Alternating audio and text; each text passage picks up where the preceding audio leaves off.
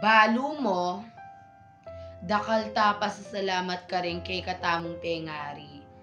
Dahil ilang mo munang linugod kay katamo. Diba, mga sermon at mga palduta mo ka rin kay katamong pengari, potang makagawa tang mali. Ibig sabihin, tada nakaluguran rin kay katamong pengari.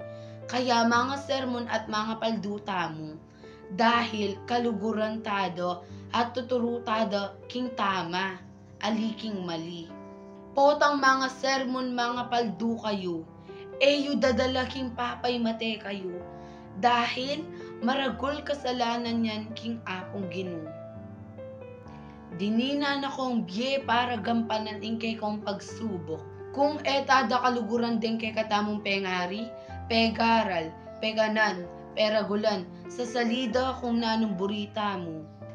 Subukan tala naman luguran rin kay katamong pengari, luwenta mo ing reaksyon do.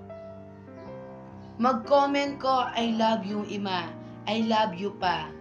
O ing sabyan you king comment.